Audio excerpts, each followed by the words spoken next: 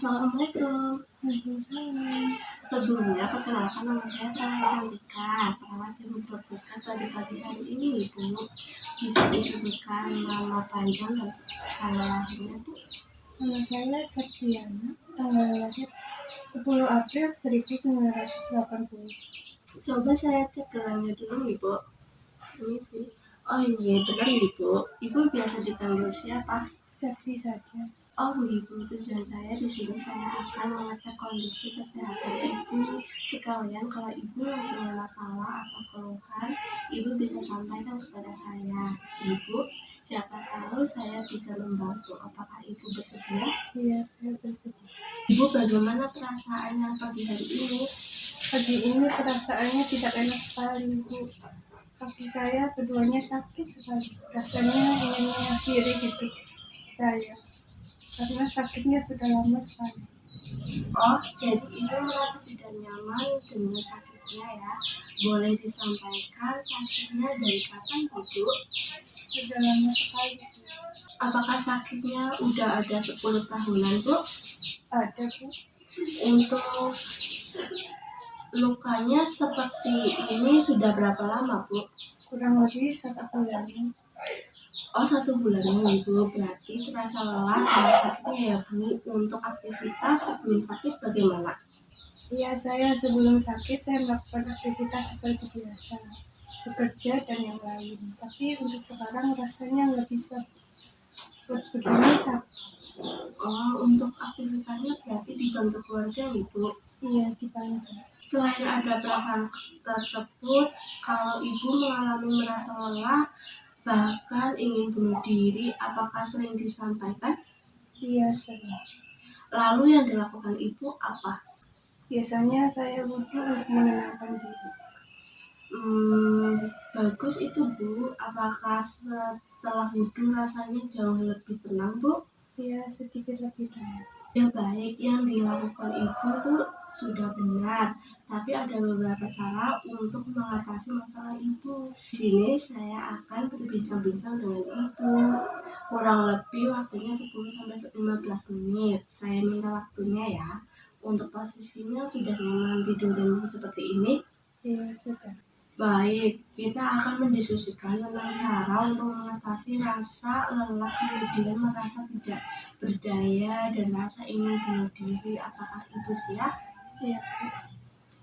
Sekarang kita diskusikan yang pertama, masalah yang dialami seperti yang Ibu sampaikan. Berarti Ibu mengalami pengalaman yang unik, yaitu ketidakberdayaan ya, Bu. Yaitu salah satu cara untuk mengetahui ketidakberdayaan Ibu adalah kita harus meningkatkan atau memikirkan hal-hal positif pada diri kita yang masih bisa kita lakukan dengan keterbatasan yang ada yang kita sebut afirmasi positif.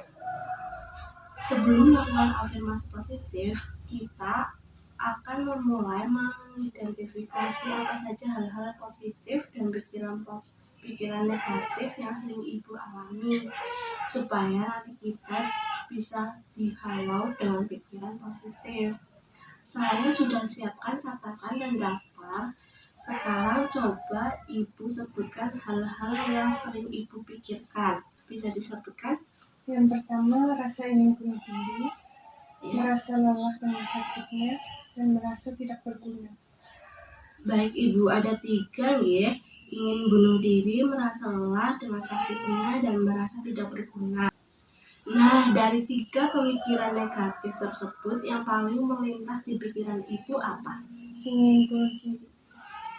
Baik, coba kita pikirkan, mana hal positif yang masih bisa dilakukan untuk Ibu Septi dengan keterbatasan yang Ibu Septi lakukan. Apakah Ibu masih bisa beribadah dengan kondisi sakitnya?